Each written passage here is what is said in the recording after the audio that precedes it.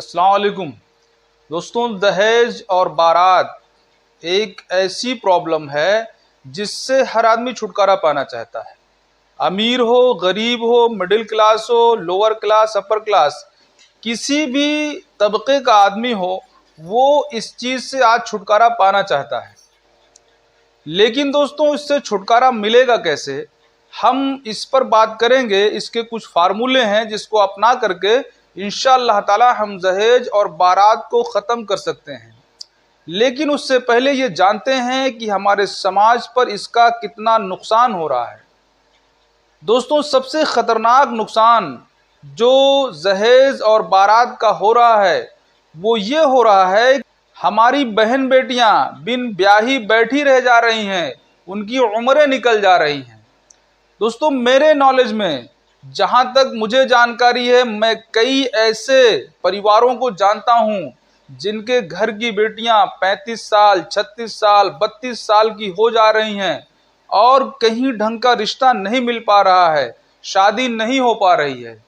अब आप जरा सोचिए, जो लोग अपनी बेटियों की शादी में खर्चा कर रहे हैं और शौक से खर्चा कर रहे हैं, कर्ज लेकर खर्चा कर रहे हैं, दोस्तों क्या उनको गैरत नहीं मालूम होती है कि हमने तो अपनी बेटी की शादी कर ली, लेकिन हमारे पड़ोस की बेटी अभी दहेज के चक्कर में बैठी हुई है। दोस्तों, मैं एक ट्रस्ट चलाता हूं, इसकी वजह से मेरे पास केसेज आते रहते हैं। अक्सर गरीब परिवार आते हैं मदद के लिए कि भैया मेरी बेटी की शादी है, मदद कर दीजिए।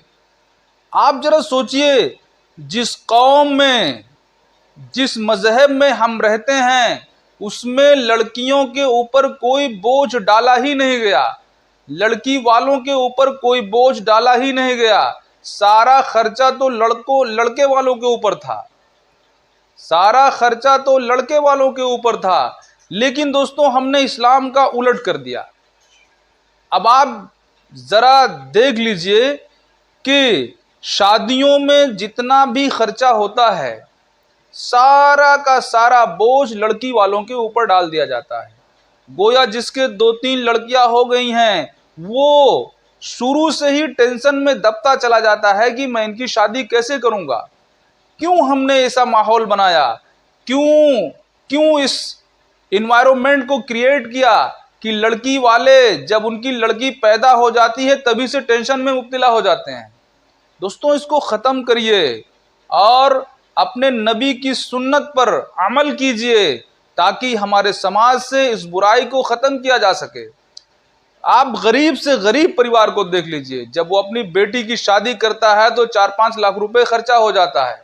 वहीं अगर उसके बच्चों की तालीम की बात आती है, तब उसके बच्चे तालीम नहीं हासिल कर पाते हैं, कहीं मजदूरी कर रहे हैं, कहीं रिक्शा चला रहे हैं, कहीं कुछ कर रहे हैं, अदरवाइज वो लेबर क्लास में काम कर रहे हैं। तो इस लेबर क्लास से अपनी कौम को निकालने के लिए हमें सबसे पहले शादियों के खर्चे पर पाबंदी लगानी होगी। दोस्तों, आज मुसलमानों की शादियों में जितने पैसे खर्चे हो जा रहे हैं, अगर इन पैसों को रोक लिया जाए तो हमारे मुल्क के 20 से 25 करोड़ मुसलमान नहीं बल्कि पूरी दुनिया के लोग उससे तालीम हासिल कर सकते हैं। जरा सोचिए आप, ये रसूमात जो बढ़ती जा रही हैं, अब नए नए तरीके से नई नई रसूमात बढ़ती जा रही हैं और हर रस्म में खर्चा किसका होना है? लड़की वालों का होना है। दोस्तों, क्या हमने लड़का पाल करके उसको भिखारी बना दिया है? भीख वसूलने के लिए लड़का पाला है हमने क्या? जरा इस पर गौर कीजिए मेरे दोस्तों। अब आइए बात करते हैं कि इसको ख़त्म कैसे किया जाए। दोस्तों, इसका ख़त्म करने का बहुत ही आसान फार्मूला है। सबसे पहले हम अपने आप पर पाबंदी लगाएं कि हम किसी की बारात में शामिल नहीं होंगे। जब एक एक फर्द अपने ऊपर पाबंदी लगाएगा कि हम बारात में शामिल नहीं होंगे, तो दोस्तों इस तरीके से बारात का रिवाज ख़त्म होगा और अपने लड़के या लड़की की शादी में हम ना दहेज देंगे और ना दहेज लेंगे। दोस्तों, अक्सर हमने इसका भी तजर्बा किया है। काफ़ी सर्वे करने के बाद मैं ये वीडियो बना रहा हूँ। दोस्तों, अक्सर मैंने तजर्बा किया है, लड़के वाले ये चाहते हैं कि मैं बारात नहीं ले जाऊंगा, मैं दहेज नहीं लूंगा। लेकिन लड़की वालों का ये मुतालबा होता है कि ऐसे कैसे होगा, अगर मेरे दरवाजे पर बारात नहीं आएगी तो मेरी इज्जत चली जाएगी। और समाज में ये भ्रम फैलाया जाता है कि लड़की वाले मजबूर हैं। दोस्तों, कहीं कहीं मजबूर हैं, दोनों तरीके के लोग हैं, मैं इस बात को मानता हूं। लेकिन अक्सर ये देखा गया है कि लड़की वाले यही चाहते हैं कि मेरे दरवाजे पर बारात आए, मैं अपनी लड़की को दहेज दूं। दोस्तों, इसको खत्म करना होगा। अगर हमें रिश्ता मिल रहा है दहेज ना देने वाला, बारात ना लेने वाला, तो बिस्मिल्लाह करके तुरंत हमें उसे एक्सेप्ट करना चाहिए और बिना दहेज और बारात के शादी कर लेनी चाहिए। इन रस्मों रिवाज के चक्कर में पड़ करके हम अपनी दुनिया और आखिरत दोनों तबाह कर रहे हैं। दोस्तों, जिस तरीके की बेहयाई फैल रही है, जिस तरीके से शादियों में डांसेस हो रहे हैं, नंगा नाच हो रहा है, उससे हमारी दुनिया और आखिरत दोनों बर्बाद हो रही है। हाँ, सबसे पहला काम जो करना है वो हम किसी की बारात में नहीं जाएंगे। और अगर हमें बिना दहेज और बारात का रिश्ता मिल रहा है तो हम उसको खुशी खुशी अपना करके उस पर अमल करेंगे। और दोस्तों, ये जो गिफ्ट वगैरह दिया जाता है शादियों में, और ये जो पैसा लिखने वाले बिठाए जाते हैं, लिफाफा लेने वाले बिठाए जाते हैं, इस रिवाज को भी हम कोशिश करेंगे कि अपने तौर पर हम इसको बंद करेंगे। इस तरीके से अगर हम इस पर अमल करेंगे तो इंशाअल्लाह ताला धीरे धीरे इस रस्म को, इस लानत को ख़त्म किया जा सकता है। और दोस्तों, ये कोई बड़ी बात नहीं है। आप ज़रा देख लीजिए, गुजरात में चिलिया मुसलमान को 5 लोग, ओनली 5 लोग, 5 लोग से ज़्यादा बारात नहीं जा सकते। और वो भी लड़की वालों के घर पे ना खाना होगा, ना चाय नाश्ता होगा, सिर्फ वहाँ जाएंगे, शरबत पिएंगे, निकाह कराएंगे और लड़की की रुखसती कराकर लेकर चले आएंगे। और दोस्तों, आप उत्तर प्रदेश के आजमगढ़ जिले में देख लीजिए, वहां पर भी एक फाउंडेशन है। 20 लोग से बारात में 21 लोग नहीं हो सकते, ना कोई दहेज। वो जाएंगे, वहां पर निकाह होगा और लड़की की रुखसती कराकर वो आप घर लेकर चले आएंगे।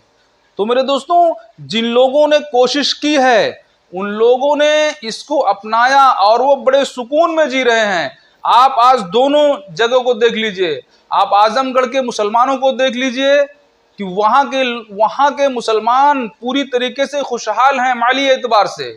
और आप चिलिया मुसलमान को देख लीजिए गुजरात के, आपको कहीं से वो आपको गरीब नहीं मिलेंगे।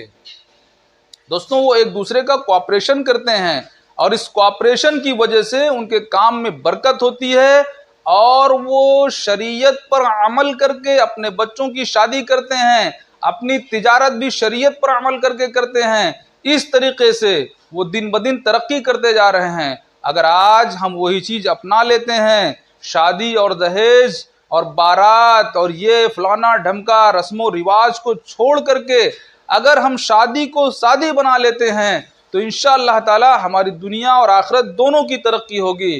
तो दोस्तों, आइए इसका अहद कीजिए और इसकी कसम उठाइए कि इंशाअल्लाह ताला हम अपने बच्चों की शादियों में दहेज नहीं लेंगे, बारात नहीं ले जाएंगे, बेटी की शादी में कोशिश करेंगे कि बारात नहीं बुलाएंगे। दोस्तों, इस तरीके से अगर एक एक फर्द उठेगा, एक एक आदमी अहद करेगा तो इंशाअल्लाह ताला मुआशरे का निज़ाम सुधरेगा। तो दोस्तों, आइए इसका अहद कीजिए और कमेंट करके हमें बताइए कि कौन कौन इस मुहिम में शामिल होना चाहता है। तब तक के लिए इजाज़त दीजिए, मिलते हैं फिर किसी अगली वीडियो में। अल्लाह हाफिज़।